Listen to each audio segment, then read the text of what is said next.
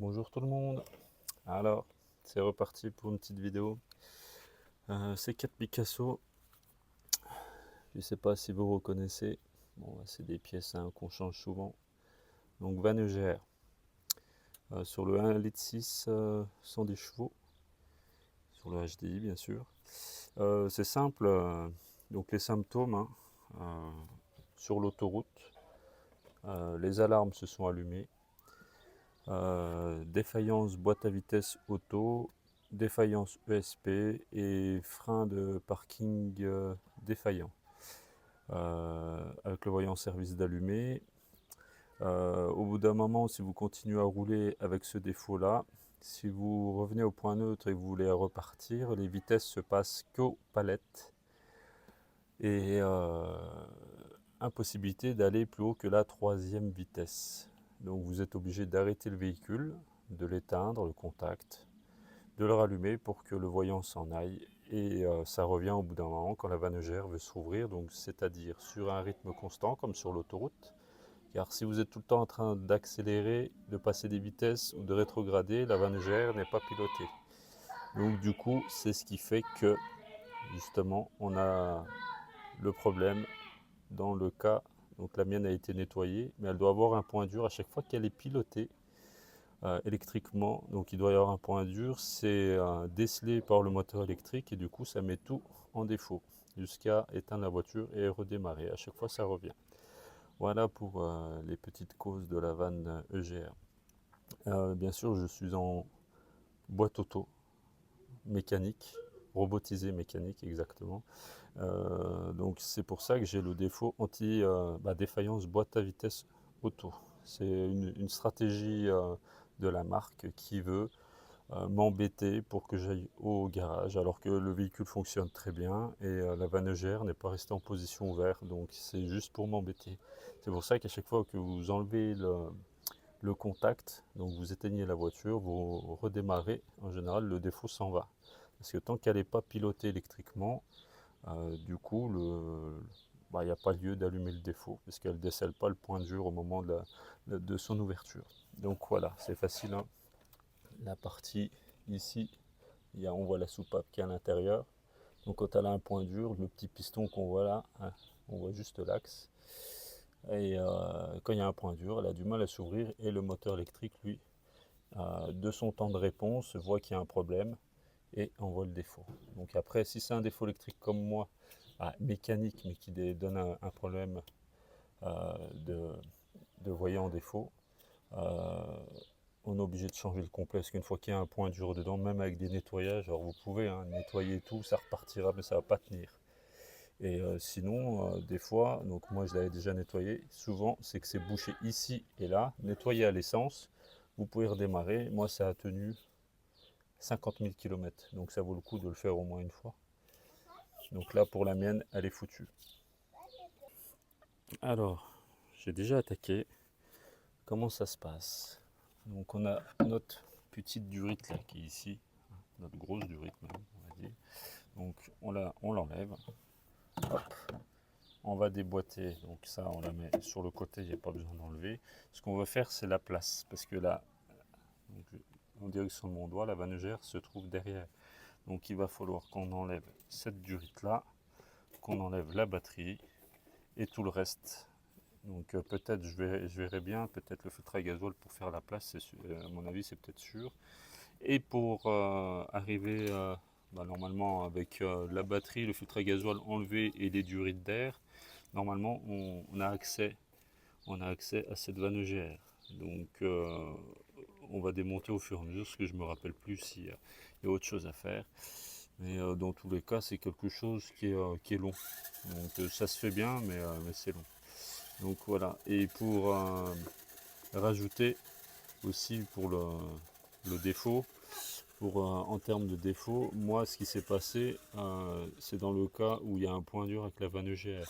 Donc si la vanne EGR reste bloquée en position ouverte, donc ça veut dire étouffement du moteur, perte de puissance. Donc là, la voiture a une stratégie de descendre les vitesses et de plus pouvoir rouler ou vraiment être bridé. Mais normalement, ça empêche le moteur d'avancer. Donc voilà, pour le cas du 1,6 litre 110. Alors, dans un premier temps, donc là, j'ai enlevé la durite de turbo qui était ici, la durite d'air qui va jusqu'au filtreur là-bas. Donc, j'ai débranché la batterie ici. Donc là, il faudra enlever le porte-fusible. Donc c'est simple, hein. 2 oreillettes, vous tirez, vous enlevez. Et pour cette partie-là, une fois que vous allez débrancher donc ces deux fils, donc des boulons de 13, vous allez voir, alors ce bout en plastique, pour pouvoir l'enlever, il faut passer un tournevis plat donc entre ces deux parties ici. Il faut soulever, faire levier parce que c'est clippé, c'est emmanché comme ça. Donc une fois que vous allez soulever, vous allez pouvoir tirer cette partie là comme ça, et du coup la partie fusible, elle sera enlevée du boîtier noir qui cache la batterie. Donc on va faire ça tranquillement. Alors voilà, donc la technique c'était de passer le tournevis plat jusqu'au fond et de venir appuyer là-dessus. Voilà, sur cette languette là. Une fois que vous l'avez fait, normalement vous tirez, voilà, ça vient. Et en débranchant ces deux câbles, vous pouvez dégager le complet du cache. Donc voilà, tout est défait. Hop. Donc il y a un câble à d'accrocher ici, hein, vous le dégagez. Vous tirez normalement vers le haut, si je ne me trompe pas. Voilà. Donc dégagez ce bout de câble là qui est ici. Et voilà, tout vient, c'est juste glissé. Hein. Il y a un clip là, et un clip ici. Donc une fois que c'est enlevé, vous avez vu, ça c'est les deux tétons là, les deux clips qui se mettent ici. Une fois que vous l'avez enlevé, il y a le support de batterie qui est ici, vis de 10, vous l'enlevez complètement. Et après, on pourra, avec la poignée ici, enlever la batterie. Voilà, donc le support là, ici, est enlevé complètement avec la vis de 10. Ici, on a dégagé le support de fusible. Et derrière, vous avez la borne moins, hop, qu'on soulève et qu'on enlève ici. Donc avec une main, vous pouvez dégager.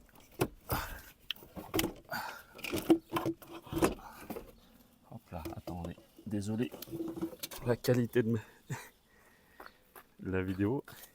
Hop, ça pèse un peu lourd. Donc voilà, là c'est dégagé. On va pouvoir enlever maintenant le filtre à air, donc le dessus du filtre à air, et je pense qu'il faudra l'enlever complet. Donc il y a une prise ici du débitmètre. On va dégager, il doit y avoir 2 ou 3 vis torse autour du filtre. Et pour faire de la place, je vous conseille aussi d'enlever ces deux vis là. Le vase d'expansion, le vase, le réservoir de liquide de frein que vous prenez, vous enlevez et vous basculez ici bien droit pour pas que ça coule. Vous allez avoir plus de place pour opérer. Voilà, comme ceci. Donc là, on a plus de place. Maintenant, vous avez vu ici, j'ai une petite vis étoile, il me semble. Je dois en avoir une ici. Donc je sais plus c'est combien. Donc elle était un peu abîmée d'ailleurs là, au niveau du coffret, de la boîte à air. Donc il y a une, deux, trois vis je crois, à tout casser, on va dire. Donc il faut déjà dégager, vous avez la petite poire là, que vous dégagez comme ça. Elle est juste clippée. Alors faites attention, là, ce tuyau là, il faut dégager ici et là. Donc hop, avec une main je le fais, hein. Désolé pour les enfants, c'est les vacances. Du coup, donc, on va faire ça. Voilà, on va dégager. Donc c'est pas évident d'une main. Hop. Voilà. Vous avez vu, là normalement, si je me trompe pas, voilà, cette partie-là, elle s'enlève. Et vous avez des petites languettes là, vous avez vu, ici et là. Donc vous la l'écartez un peu, vous soulevez, vous faites pareil avec celle-là. Tac. Le support vient complètement. vous le dégagez. Et comme ça, cette partie-là, vous la passez sur le côté. Alors faites attention, tirez pas trop parce que c'est du plastique. Hein. Ils sont réputés ces tuyaux-là pour fuir déjà avec un rien. Donc voilà, tout de suite, on a 1, 2, 3 vis. Donc je les enlève et on retire le dessus du boîtier d'air. Alors voilà, donc ici dévissé, la deuxième là, et la deuxième ici. Donc c'est simple, hein, c'est une torse 25. Hop. Voilà. Donc là on déboîte. Voilà. Donc vous avez vu les 4 languettes là, elles sont clippées derrière. Donc il y a 3 vis ici. Donc on enlève. Donc hop, une fois que c'est enlevé, vous allez voir le bloc bouge complet. Ah, donc faites attention, en dessous il y a 2 caoutchoucs, 2 cylindres en bloc qui tiennent ça. Donc faites attention qu'ils ne tombent pas quand vous allez le remettre. C'est un peu délicat à remettre au remontage pour le remboîter. Parce qu'il tient en partie avec les caoutchoucs d'en bas. Le couvercle est clippé sur ce téton là, ici. Et là-bas, il y en a 2 comme ça. Donc deux caoutchoucs clippés dessus, plus les 3 vis. Donc voilà, là on sait que ça va sortir. Donc pour me faire la place, maintenant il faut que je sorte le filtre à gasoil. Donc une prise ici de gasoil d'arrivée. Là ici on a une prise électrique dessus. Vous retirez. Donc là c'est simple. Hein. Vous appuyez sur le coin blanc. Il y en a 2, un de chaque côté sur les oreilles. Donc on tire dessus. Pour celui-ci c'est facile. Pour celui-là qui est derrière, alors il y a où j'appuie là, ici derrière, donc il y a la première prise blanche. Et alors un conseil que je vous donne, vous basculez, voilà, vous appuyez sur la durite de manière à ce qu'elle puisse pivoter. Comme ça, on voit le côté blanc. Et avec un petit tournevis plat, ici, donc je vous donne la technique parce que ça évite de casser et doucement. Donc vous glissez en mode levier, voilà, et là vous appuyez. Donc vous appuyez un tout petit peu, donc d'une main et avec l'autre vous appuyez de l'autre côté. Voilà, vous avez vu, je l'ai enlevé d'une main quoi. C'est pour vous dire, si vous avez des bouchons, hein, essayez de trouver des bouchons pour refermer tout de suite le gasoil, parce que le gasoil se désamorce jusque dans le réservoir. Voilà, donc les 2 sont enlevés et moi je vais mettre des bouchons pour éviter de désamorcer trop le circuit. Après c'est galère pour réamorcer le gasoil. Voilà, donc maintenant vous avez une petite languette ici et quand vous tirez, vous tirez vers le dessus. Je suis désolé, je fais ça d'une main. Voilà, donc là il est sorti.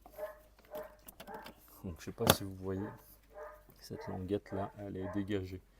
Donc voilà, et en dessous, alors moi je l'ai pas parce que là aussi on la voit, il y a une petite prise.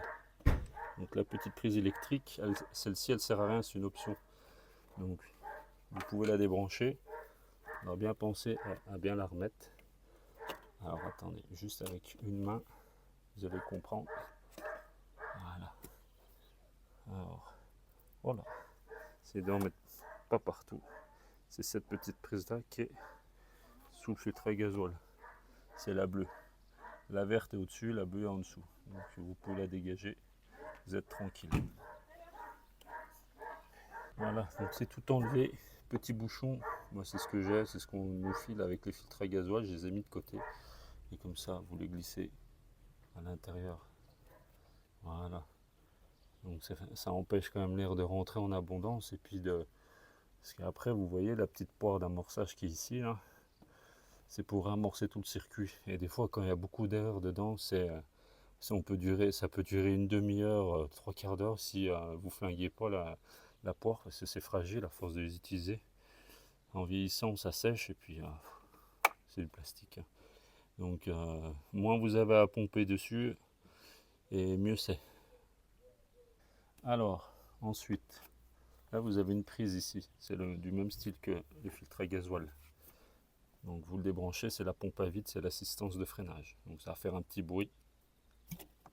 Voilà, poc. Et le pchit, c'est normal. Hop. Donc vous débranchez ça. La platine ici, le support filtre à gasoil. Vous avez 1, 2 et 3 vis, non? Attendez, je regarde, mais ouais, c'est ça. 1, 2, 3 vis. Alors je vais la dégager pour voir la place que ça va me donner et on regarde si ça vaut le coup de l'enlever. Parce qu'il me semble que ça fait pas mal de place. Et vu que la vanugère, elle est juste derrière, vous voyez, elle est juste ici, la prise est là. Donc normalement, ça devrait m'aider grandement. Alors, c'est parti. Les 3 vis sont enlevées. Vous voyez, hop. La vanugère, elle est juste ici. Hop. Donc, hein, c'est simple. Hein. Pour le coup, ce qu'on va faire, on va dégager le filtre à air pour avoir plus de place. Donc, hop. Une prise électrique. Faites levier ici. Avec le doigt. Voilà. Une fois qu'elle a dégagé, vous allez avoir un peu plus de place pour sortir le boîtier. Donc vous allez voir, hein, il y a 2-3 tuyaux qui sont devant. Et normalement, allez, j'essaie de vous enlever ça en direct avec une main, si c'est possible. Voilà. Faut vraiment l'incliner, hein, vous avez vu. Alors un conseil que je vous donne pour la partie démontage. Donc attendez, je remets ça, sinon ça va couler. Voilà, pour la partie démontage. Alors faites attention ici et là, ça s'en mange dans 2 petits cylindres blocs qui sont derrière. Alors je sais pas si on le voit. On passe. Est-ce que. Non, j'arrive pas à les voir. Donc bref, ça va là-dessus et là-dessus. Donc vérifiez bien. Moi j'ai dû mettre un. J'avais déjà démonté. Mais j'ai mis du scotch et du Chatterton. J'ai fait une surépaisseur parce qu'avec les vibrations, bah, les cylindres en bloc se percent ou ils se barrent quand on les démonte. Et du coup, il n'y a plus rien. Donc j'avais mis ça. Vous avez vu, avec les vibrations, ça se coupe. Donc en mettant du scotch par-dessus, du coup, ça fait un petit peu cylindre en bloc. Ça dure un peu plus longtemps. Système D, mais bon, 320 000 km pour ce véhicule. Donc voilà. Petit conseil, quand vous n'avez pas l'habitude, ou même en tant que mécano, ça arrive, c'est que quand vous démontez, si vous pouvez mettre, on ne sait jamais, un chiffon ici, un petit chiffon là, vous pouvez le mettre aussi là, et ici. Comme ça, si vous avez une vis ou quoi que ce soit qui tombe dedans par inadvertance, ou un outil ou n'importe, et que vous ne voyez pas, vous cherchez partout, vous pensez que c'est tombé en bas. Des fois, j'ai déjà vu plusieurs fois, hein, la vis, le boulon il tombe dedans, il fait mince, il est tombé où? On ne le trouve pas, et au final on le remplace, et ça arrive que c'est coincé là-dedans, ou ici, dans le turbo, et quand on redémarre, bing, on casse le turbo. Donc c'est des petits trucs, c'est vraiment pas grand-chose, mais ça arrive, j'ai déjà vu plusieurs fois. Donc voilà, pour cette partie, ce que je vais faire, c'est que moi, je sais que je change le complet de la vanne GR. Je l'ai déjà démonté une première fois. Donc ce que je vais faire pour me faciliter la tâche, c'est que je vais démonter ces 3 vis là. Comme ça, je vais enlever le moteur électrique et je vais pouvoir avoir plus de visibilité pour enlever les 2 vis qui tiennent le support en alu. Donc, et faites bien attention quand vous allez démonter. Donc il y a un joint métallique qui est ici entre les deux. Quand vous le démontez, en général, il tombe. Et derrière, alors ça, ça va être le plus difficile, c'est ce collier-là. Donc moi, j'ai de la chance, c'est un collier avec une vis BTR ici. C'est pas tous. Il y en a, ils ont un bon vieux collier à l'ancienne avec une pince spécifique. Donc faites attention, il faut être outillé. Je vais vous montrer la pince d'ailleurs qu'il faut si vous n'avez pas avant de démonter parce que sinon ça sert à rien d'attaquer. Alors, voici. Bon après c'est chez Facom, hein, une pince comme ça. Donc un conseil que je vous donne, vérifiez bien si vous avez l'outil. Donc si vous n'avez pas ça et que vous avez le collier que je vous ai décrit, ça risque d'être très compliqué. On peut l'enlever avec un tournevis plat, mais pour remettre après c'est une catastrophe. Donc il y a des petites techniques, mais c'est pas évident. Là j'ai de la chance, c'est un collier métallique avec une BTR, donc ça va pouvoir se démonter assez facilement. Donc pour ma part, on commence à démonter ça et je vous montre. Voilà, les 3 vis sont enlevées. Donc je vous montre en direct, je ne l'ai pas encore à déboîter. Donc sachant que moi je l'ai déjà démonté une première fois, je l'ai déjà toute nettoyée à l'intérieur, il y a pas longtemps. Hein. Allez, en termes de temps, allez, on va dire moins d'un an, c'est sûr. Donc je vais vous montrer à peu près l'état que c'est. Et quand vous enlevez la partie moteur électrique, vous avez une genre de cam qui vient s'emboîter. Il y a un sens, repérez bien, c'est important. Il faut bien le remettre dans le bon sens. Normalement, il y a des détrompeurs, mais bon. Hop. Alors, je vous montre. Voilà. Donc elle a déjà été nettoyée. Donc vous voyez en l'espace de moins d'un an ce que ça donne. Donc ça, c'est la partie moteur électrique. Et la rainure, là que vous voyez, elle vient s'emboîter sur la tige. Il y a une tige en plein milieu. Donc il faut que ces 2 crochets soient positionnés sur la tige. C'est important.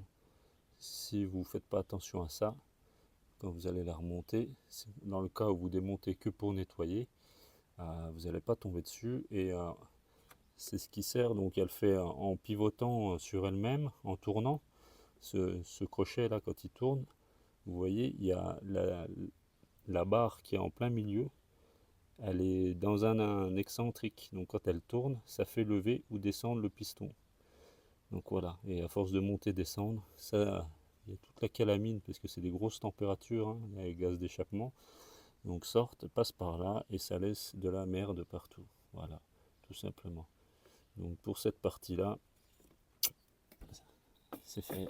On attaque la deuxième partie, le dévissage du collier qui est ici sur le boîtier Bitron. Donc le boîtier en métal qui est là, il y a de l'eau qui passe pour refroidir les gaz d'échappement. Et on s'en sert pour réchauffer l'eau en même temps. Donc voilà, là il y a un petit joint à faire attention. Donc on va, pour changer, on enlève ce collier là. Ok. Voilà. Donc la BTR de 4 que j'ai là ici pour le collier en métal. Et je vous ai pas, du coup, je vous ai pas montré pour les petites vis qui sont là qui tiennent le moteur électrique de la 20 EGR. Donc c'est une douille de ce type là à avoir parce que c'est un peu la merde quand on n'a pas le bon outil. Voilà, c'est une taille 6. Voilà, voilà. Donc pour cette partie là, comme vous pouvez le voir ici, voilà, j'ai défait le collier ici. Donc maintenant, pour la vanne EGR, comme vous pouvez voir, il y a une tige traversant ici qui vient se mettre là. Donc il y en a une. Et la deuxième, elle est ici. Donc il faut enlever, il me semble ça doit être du 10, hein, un écrou normal. Donc on va voir ça. Et le petit joint en métal qu'il faut bien récupérer quand vous démontez, qu'il ne tombe pas au fond du moteur. C'est pour mon cas. J'ai pas démonté la plaque moteur en dessous. J'ai pas envie d'aller à la pêche. Donc voilà. Allez, c'est parti.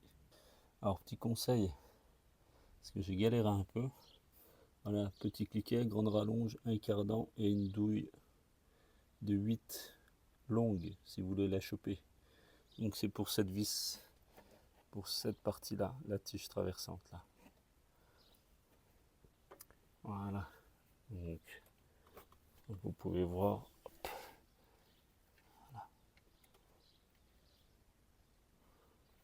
Hop, donc je la retire. Alors c'est pas évident aussi. Voilà, juste en face on a ce cache qui tient le câblage, donc vous n'hésitez pas à le pousser pour dégager votre vis. Voilà, donc une, j'attaque la deuxième. Voilà, la deuxième est positionnée ici. Donc là, il est juste à... Donc un conseil que je vous donne, faites attention, c'est de la petite vis, vous avez vu, de 8. Maintenez bien droit votre douille, parce qu'on a vite fait dripper par le manque de place. Voilà, et ça colle. Donc il faut bien tenir bien droit. Alors là, je le fais d'une main pour vous montrer, mais prenez vos deux mains. D'ailleurs, je vais poser le téléphone parce que si je rippe, si le boulon il est abîmé, alors pour enlever ça, je vous souhaite bon courage si vous l'avez abîmé. C'est pas évident, ça chauffe, ça colle bien en plus, donc n'hésitez pas à prendre vos deux mains bien droit. Voilà, donc là elle est dévissée, comme vous pouvez le voir. Hop, je la retire. Donc pour cette partie-là, ça se fait bien, il n'y a pas de souci. Hein. Donc après, ce qui va m'embêter, donc là tout est dévissé, la vanne elle tombe, le support de la vanne en tout cas, c'est ce collier-là, là, celui-ci, parce qu'il a emmanché dessus. Donc en déboîtant, on va pousser là-bas le bloc. Donc le petit joint là risque de tomber, c'est possible. Et il faut démancher en fait le collier qui est à cheval sur cette bordure là en fait. Vous voyez? Donc il est à cheval dessus. Donc il faut certainement écarter le collier. On va voir comment ça va se passer. Voilà, vous avez entendu le bruit, ça c'est le joint qui vient de tomber juste en écartant. Voilà. Donc ça c'est un peu la merde. Mais bon, c'est comme ça. On ira à la pêche avec un aimant. Et donc, il faut pouvoir écarter le collier en métal. C'est un peu... Il faut vraiment y aller. Alors le but du jeu, si on peut, c'est de pouvoir enlever, je ne sais pas si je vais y arriver, cette BTR. Ça serait le top du top. Parce que si j'enlève la BTR, je peux écarter les oreilles du collier. Donc je m'en occupe. Avec deux mains, ça sera mieux. Mais remarquez, attendez. Ça vient, il faut que je prenne deux mains. Donc je vous l'enlève. Hop. Voilà. Donc voilà, j'ai réussi à dégager le collier. Donc il va falloir que je récupère la rondelle. Parce qu'il y a une rondelle qui tient la vis sur le collier. Donc ça c'est bien, ça évite que la vis tombe. Donc j'ai pu écarter du coup le collier et dégager ma gorge ici. Donc le support complet, il est là. Donc si vous pouvez voir, donc au bout d'un an, donc c'est déjà, voilà, il y a de la calamine au fond. Donc les points durs en fait ça se fait à cause de ça. Hein. Au bout d'un moment, alors on va regarder, mais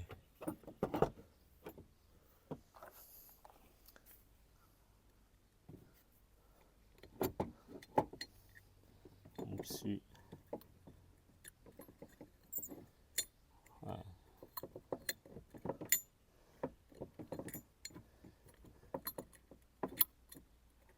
Il y a un léger point dur. Et vous voyez le bruit que vous entendez là, métallique, c'est parce qu'il y a trop de jeu. Il y a trop de jeu dans les axes, du coup la calamine se met entre. C'est comme ça que ça bloque le tout. Donc voilà. Donc vous avez vu, ça peut tourner dans tous les sens là.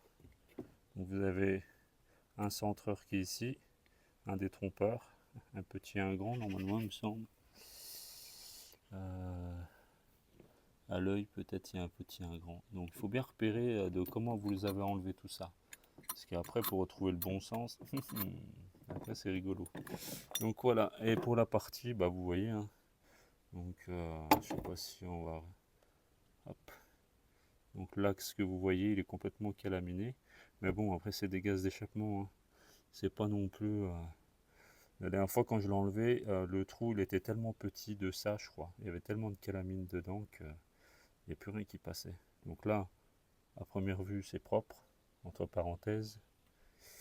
Juste de la sûre, mais bon, 320 000 la Vanegère. Il est temps.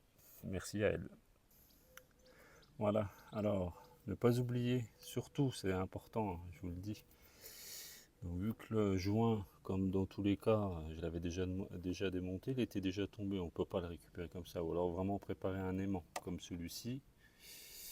Donc, à la pêche, et récupère-le bien, parce que derrière, en dessous, il y a... Alors que je vous dise pas de bêtises, il y a le démarreur là. Voilà, vous l'entendez là. Donc j'essaie de récupérer. Donc je vais essayer de le récupérer à la main parce que j'ai l'impression qu'il est coincé. Ne le laissez pas, hein. Il y a le démarreur derrière, s'il fait contact avec les bornes, ça va faire des étincelles et c'est un coup à foutre le feu partout. Et puis ça va vibrer, ça va être désagréable, ça va faire un bout de ferraille vraiment horrible. Donc voilà, faites bien attention à ça, très important. Je l'enlève directement avec les deux mains, ça va aller mieux. Voilà pour la partie du joint. Donc si vous le réutilisez, pour savoir le sens, hein, regardez le marquage dessus hein, directement. Il y a les marques dessus, vous allez trouver tout de suite dans quel sens il va. Donc voilà. Bien récupéré. Hein. Et pas oublier à remettre hein, si vous faites que un nettoyage de la vanne-gère. Très important. Ah, et puis petit conseil, si vous avez des petits signes d'encrassement, puis même hein, arriver 200 000, ça peut être bon. Utilisez un produit à mettre dans le carburant pour nettoyer tout ça, pour le préventif. Je vous montre. Hein, parce que moi, je ne l'ai pas utilisé, mais je vais le faire. Hein. Je vais le faire aussi parce que ça fait pas mal de choses. Hop, achetez ça. Ça, c'est fantastique. Hein. Injecteur, FAP, ça nettoie le turbo, les soupapes. Et bien sûr, en bas, la vanne-gère. Très important. Vous attendez d'être en réserve. Vous mettez ce produit-là, une fois que vous êtes en réserve, vous mettez 20 litres de gasoil et vous consommez le complet jusqu'à ce que vous arriviez dans le fond de la réserve. C'est important, ça nettoie tout.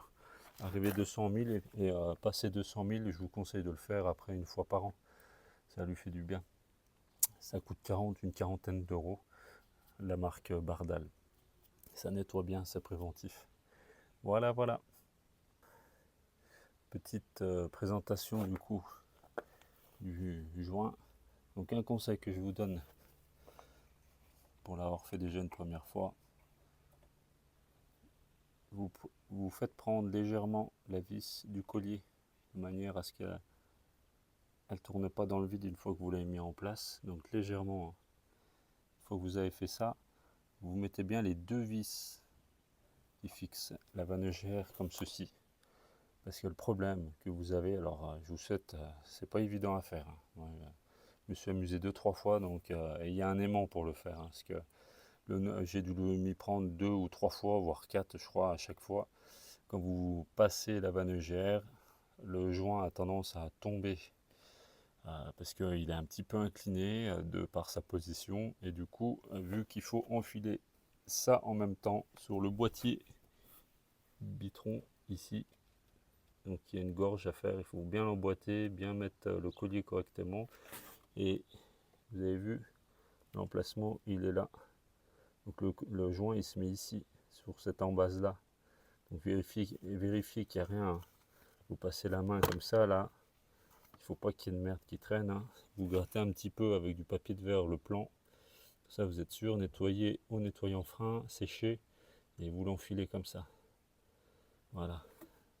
Donc pour ma part, je vais essayer de le monter sans démonter le moteur électrique. Ça m'évite une manip et puis vu qu'il y a un joint dedans, c'est mieux.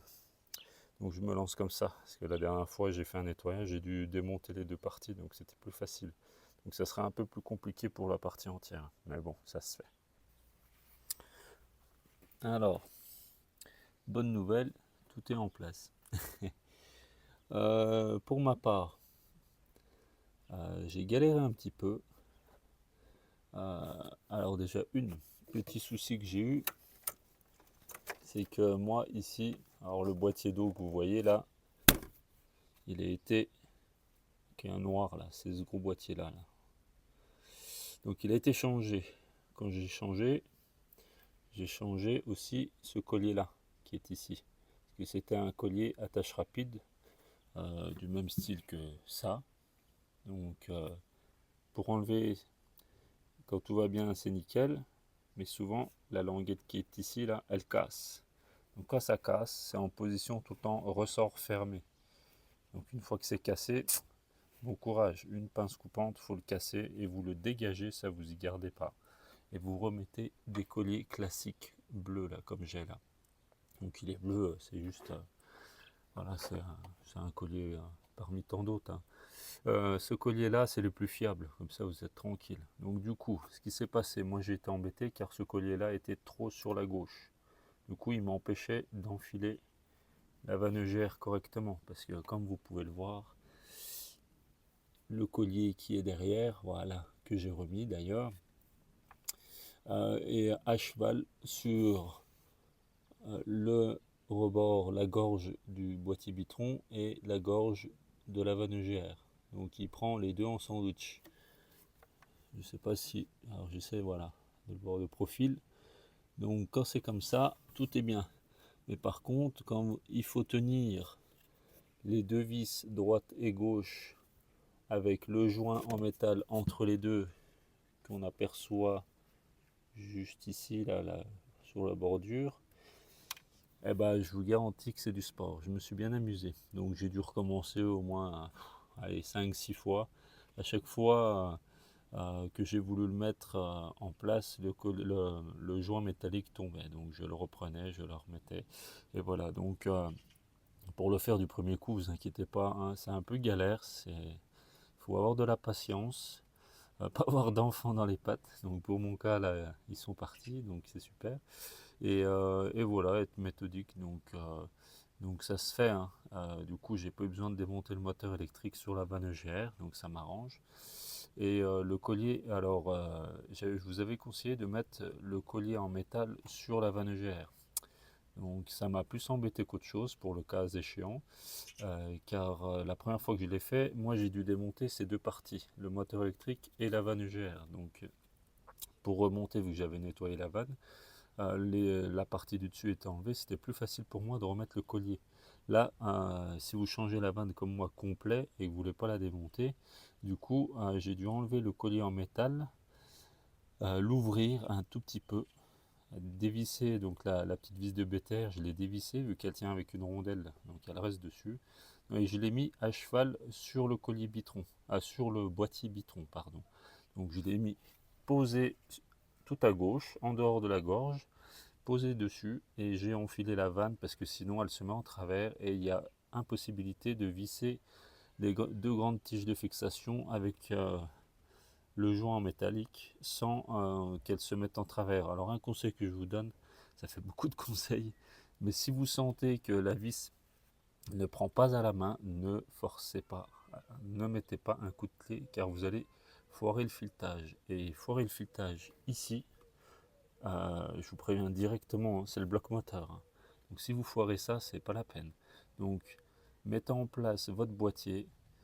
Une fois qu'il est bien en place, faites prendre les vis à la main. C'est très important. Sinon, je vous le dis, vous êtes vraiment dans le caca, hein. C'est pour refaire un filetage derrière, là c'est une catastrophe. Donc faites bien ça. Euh, N'hésitez pas à prendre votre temps et si vous n'arrivez pas, vous posez. Vous faites un tour, vous vous calmez et vous revenez. C'est des petits conseils de mécano, mais c'est très utile. Voilà pour cette partie-là. Donc maintenant, je vais pouvoir repasser le boîtier de filtre à air. On va le remettre en place. Et ensuite, on rebranchera la partie électrique. Parce que si on rebranche tout de suite, la prise par-dessus, le boîtier ne passe plus. Donc on s'occupe de ça. Alors, j'ai improvisé aussi, mais je le fais, je regarde tout le temps sur ce type de véhicule-là.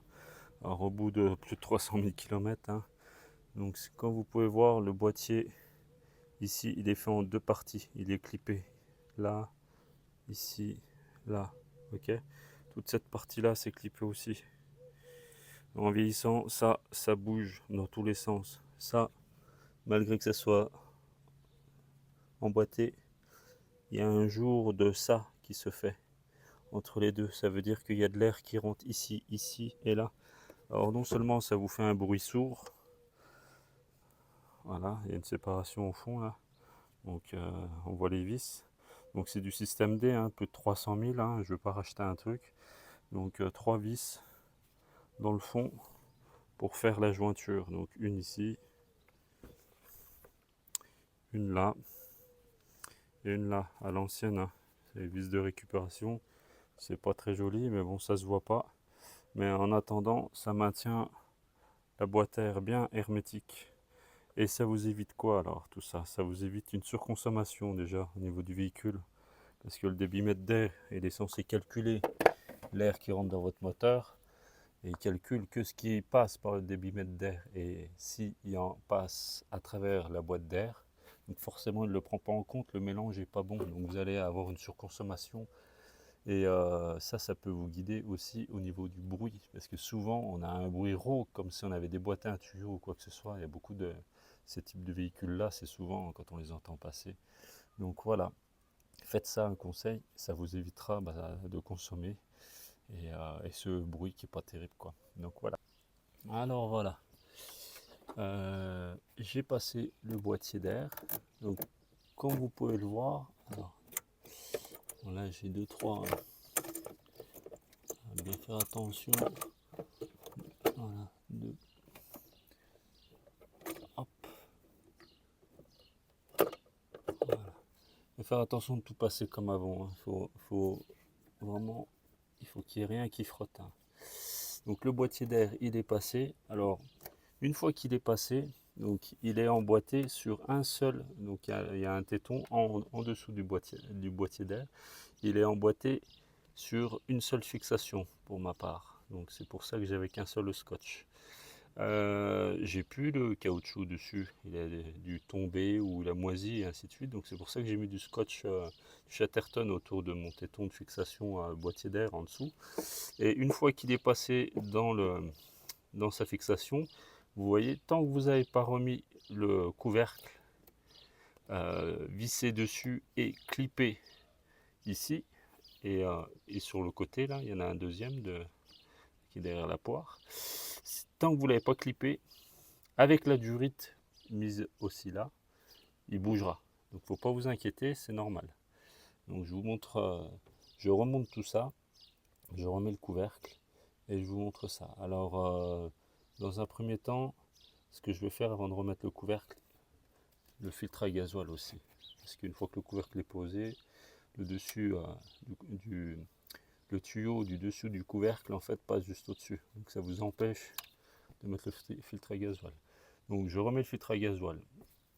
J'oublie pas, donc j'enlève le bouchon, ces deux durites là à remettre, la prise électrique qui va au-dessus et la prise optionnelle qui va en dessous. Donc il y en a qui tiennent pas. Essayez de lui mettre un riselant si elle tient pas, mais bon, sinon le seul risque c'est qu'elle pendouille et qu'elle s'abîme, mais sachant que vous n'en avez pas besoin, le mieux c'est de la scotcher ou mettre un riselant quelque part, parce que j'ai déjà eu des véhicules où la prise est tellement cuite ici que le clip il tient plus. Et du coup on est obligé de mettre un riselant. Vous prenez sur le câble là, sur le côté, un riselant serré comme ça pour plus qu'il bouge et vous êtes tranquille. Donc voilà, c'est parti, je remonte le filtre à gasoil. Voilà. Donc vous l'avez compris, il se remet après avoir mis la fixation, le petit carter en alu là, du filtre à gasoil. Le filtre à gasoil, il est pris directement dans une gorge ici et la languette. N'oubliez pas de pousser le filtre à gasoil par le dessus, donc vous poussez vers le bas jusqu'à ce que ce clip là soit en dessous, soit verrouillé. Parce que des fois il n'est pas clippé. Donc avant de le glisser dans la gorge, vous attachez la prise qui est juste en dessous. Alors je ne sais pas si on la voit. Non, on la voit pas. Donc la prise qui est en dessous, la prise bleue, la prise verte juste au-dessus. Et une fois que vous l'avez clippé, vous pouvez ensuite reclipper ces deux tuyaux de gasoil, ici et là. Donc vous appuyez bien dessus et faites voilà, d'avant en arrière, les deux. Hein. Important, parce que des fois, voilà, bien vérifier que c'est soit clippé. Donc on entend le clippage, donc ça tape, hein, ça claque. Une fois que c'est cliqué, vous faites bien d'avant en arrière. Parce que des fois on croit que c'est mis avec la pression de gasoil, et ben paf, ça saute. Et ça c'est embêtant. Si vous êtes sur l'autoroute ou quoi que ce soit, on ne peut pas s'arrêter, s'en fout partout. C'est pas terrible. Donc voilà, bien vérifier ça, important. D'accord. Pour la partie là, vous avez de la place. Donc le mieux, voilà. Vous avez vu, je prends la poire et on pompe. Donc là, on entend le gasoil arriver. Voilà.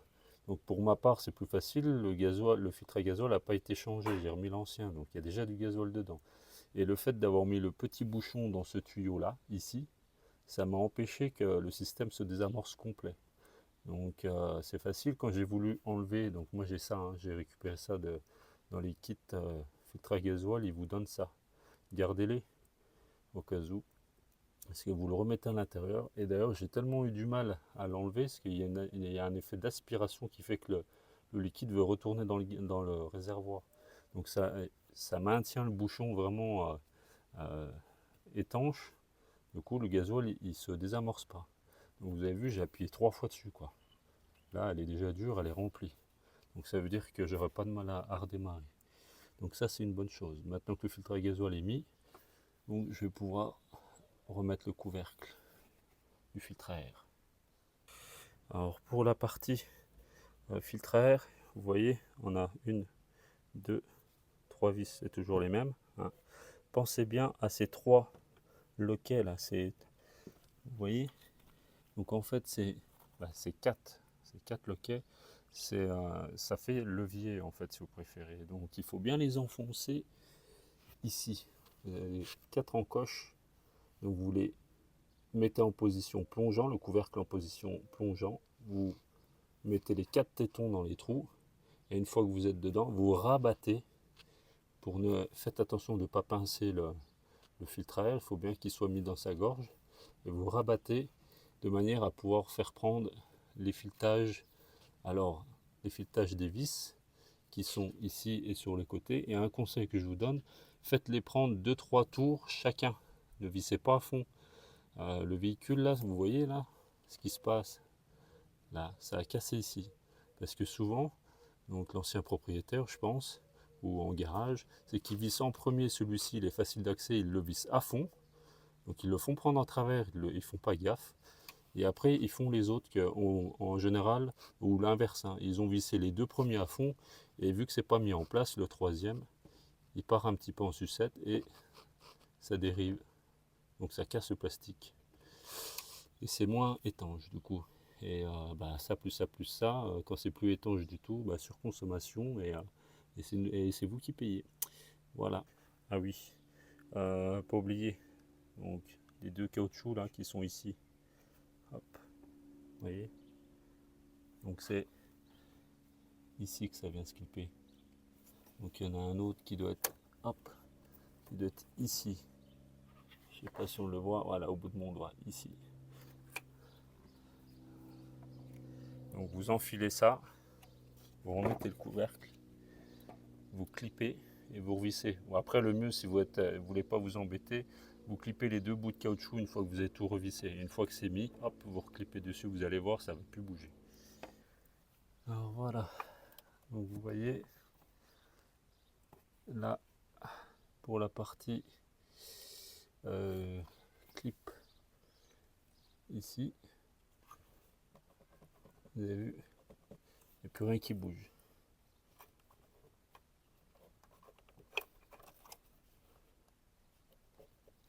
Voilà, donc j'ai beau secouer, vous voyez, là, ça bouge plus. Donc une fois que c'est clippé, vous êtes tranquille. Mais bon, c'est la priorité. Vous faites vos 3 vis là, 3 vis BTR pour fixer le chapeau. Et ensuite, vous soulevez la boîte à air légèrement vers le dessus pour venir l'emboîter sur les 2 caoutchoucs. Donc ça va super bien. Voilà. Ensuite, on va revenir fixer le petit support là ici. Donc vous allez voir, c'est simple, hein. Vous le remettez sur les tétons et en appuyant dessus, normalement c'est censé, voilà, vous écartez un petit peu les languettes, voilà, là c'est clippé. Donc vous allez voir, après tout trouve sa place, hein. Quand vous remettez la poire à sa place, il y a un crochet, il y a les petits crochets de fixation là qu'il faut, oubliez pas, hein, c'est important, parce que si vous les mettez pas, vous avez vu, en plus il y a des pseudo scotch, hein, pour éviter, c'est les résolutions de problèmes PSA, hein, c'est magnifique, des petits scotch pour éviter que ça frotte, hein. C'est horrible comme tout.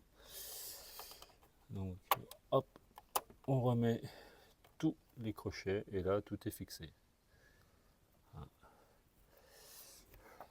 Donc là, On va partir maintenant sur la fixation de batterie.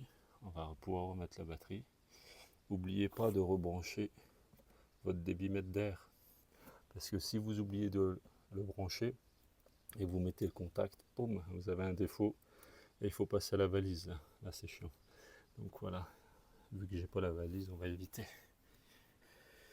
Alors voilà, donc pensez bien, une fois que vous avez remis votre batterie, vous remettez la fixation à marron là que vous voyez ici, donc le support de la fixation de batterie, et pensez bien à remettre la cosse négatif là qui est sur le côté avant de tout remettre, parce que là pour la partie plastique, donc vous la glissez en position plongée, hop là, donc vous voyez au niveau des clips, la gorge elle est vraiment en biais, c'est parce que il faut vraiment passer le cache en plongeant. Donc du coup, quand vous avez bien écarté les câbles ou quoi que ce soit, vous appuyez, voilà, tout est passé. Et la cosse négative, elle est derrière, elle est cachée. Donc vous ne faites pas avoir, j'ai déjà eu le cas, hein. Ça m'est arrivé, j'ai oublié. Une fois que vous avez fixé la batterie, tout machin, vous avez pas mis la cosse, vous remettez tout, et après au moment de brancher, eh ben, il faut tout renlever. Pour cette partie-là, donc comme je vous ai dit, il y a un rail ici, hein, donc des deux côtés. Donc le rail, il est ici. Donc vous le mettez bien à plat. Et c'est simple, hein. C'est pas bien difficile. Vous le prenez, vous le glissez dans la gorge des deux côtés, vous le poussez, et voilà, clac. Et là, c'est pris. C'est pris que ici, hein. Donc vous embêtez pas à chercher quoi que ce soit, hein. Là, tout est fixé. La batterie, la cosse positif en dernier. Et avant de rebrancher la cosse positif, vous pouvez mettre les deux câbles, hein.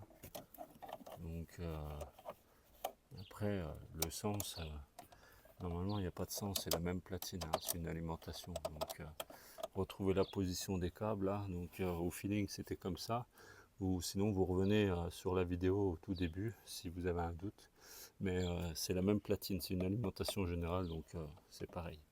Donc voilà, avant de mettre la cosse positif, vous mettez les deux câbles, vous les vissez correctement, bien serrés, sinon ça fait des étincelles. Voilà. Puis à défaut de griller un fusible ou quoi que ce soit, hein, c'est mieux comme ça. Donc pour cette partie là, ici, hein, pour le cache des fusibles, donc vous avez deux clips là, les deux oreilles là, vous voyez, et ici et là, vous avez des clips plongeants. Donc vous, c'est simple, hein, vous embêtez pas, ça se présente aussi facilement que ça. Voilà, des deux côtés, en plongeant un petit peu le nez. Hop là, vous dégagez bien la moquette, hein. Voilà. Je le fais avec une main, désolé pour le visuel. Mais vraiment pour vous montrer, c'est assez simple. Mais remettez-le bien, c'est important. Les fusibles, il faut que ce soit protégé. Voilà pour cette partie de la vidéo. Je vous laisse remonter, c'est simple, hein. Le vase d'expansion, le vase de liquide de frein. Ici, votre durite qui passe là et votre durite de turbo. Donc voilà, j'ai d'autres travaux à faire pour le coup. Donc on clôture la vidéo comme ça. Donc vous embêtez pas, les symptômes que je vous ai donnés, ça marche pour un nettoyage de vanne EGR. Donc si vous avez le cas, vous pouvez, pour la première fois que la vanne montre des difficultés, vous pouvez la nettoyer comme moi j'ai fait. Ça a duré 50 000 si elle n'est pas, voilà, si elle n'est pas en position vraiment grippée, ouvert et ainsi de suite. Et pour la part de remplacement de vannes EGR toutes neuves, vous avez vu, hein, c'est assez simple, un peu de difficulté à la mettre en place pour la nouvelle, mais prévoyez surtout les outils, c'est important. Donc voilà, avec cette petite vidéo, je sais que ça aide un petit peu, ça prend des repères, c'est pas tout le monde qui les détaille autant que ça, donc j'essaierai d'en faire des autres, vraiment pour aider, parce que c'est vraiment pratique. Donc je vous souhaite bon courage pour la suite. Donc voilà, euh, la fin de cette vidéo du coup, euh, c'est simple, je l'ai faite plus tard. Donc après 2000 et quelques kilomètres, je crois, un truc comme ça. Tout simplement parce que je voulais vraiment tester le véhicule sur autoroute. Donc j'ai fait pas mal de bornes, plus de 2000 bornes. Je voulais être sûr que ça soit bien ça, parce qu'à chaque fois le défaut s'allumait quand on était sur autoroute, vitesse constante, au bout d'une demi-heure, trois quarts d'heure, quand le véhicule était chaud, la vanne-gère, c'est à ce moment-là qu'elle se déclenche. Moteur chaud et rythme soutenu, donc constant en tout cas. Tant que vous êtes en centre-ville ou quoi que ce soit, vous faites des passages de vitesse multiples et que vous êtes à un régime, on va dire, qui n'est pas constant, le défaut ne s'allume pas. Donc voilà. Pour cette partie-là, bah, une fois qu'il s'allumait, il était en mode constant, donc on pouvait plus l'enlever. Donc comme vous pouvez voir, on va voir le kilométrage normalement. Donc il est 322 000. Donc j'ai fait plus de 2636 km. Donc les défauts ne sont plus présents. Donc voilà. Là pour cette partie-là, le véhicule est reparti pour un petit peu. Donc elle était d'origine la Vanegère. Donc elle a fait son temps, hein, 320 000 km exactement. J'ai dû la changer. Donc voilà pour ce petit problème. Je vous referai d'autres vidéos car bah, c'est simple, hein. Il y a beaucoup de personnes qui galèrent avec ce véhicule-là, parce que ce véhicule, il est super pratique, il a de la place. Moi qui ai de la famille, qui a un gros chien, et c'est vraiment, ces véhicules sont super, mais le problème c'est que dès que vous avez un petit problème de capteur ou de quelque chose qui est encrassé, qui fonctionne pas trop bien, c'est toujours la même stratégie Peugeot, Citroën, PSA sur ce véhicule-là. C'est boîte de vitesse auto quand vous avez la boîte de vitesse auto, bien sûr. ESP, ABS et frein de parking défaillant, c'est toujours la même chose. Donc on peut l'avoir ce défaut pour un capteur de pédale, un capteur ESP, une vanne EGR. On peut l'avoir pour pas mal de choses. Donc pour mon cas c'était la vanne EGR car ça se passait toujours au moteur chaud et au moment où je faisais une demi-heure de route à un rythme soutenu. Donc je connais la stratégie de fonctionnement de cette pièce et du coup c'est ce qui m'aide à partir là-dessus. Donc si ça peut vous aider, tant mieux, parce qu'il y a beaucoup de garages qui font du beurre aussi pour beaucoup de choses. On vous change des pièces sans savoir ce que c'est, sans savoir pourquoi, et les gens payent. Et ça, je trouve ça hallucinant. Donc voilà, si ça peut aider mes vidéos, donc pourquoi pas. C'est pas mon temps principal. Je vous mets pas des vidéos tout le temps, parce que je veux pas non plus en faire ma priorité. Mais par contre, de votre côté, si vous pouvez mettre un j'aime, comme ça vous a aidé, un partager si vous avez envie, et surtout abonnez-vous, parce que ça m'aide beaucoup. Et voilà, donc je vous donne rendez-vous pour d'autres vidéos, et puis bon courage pour cette partie-là.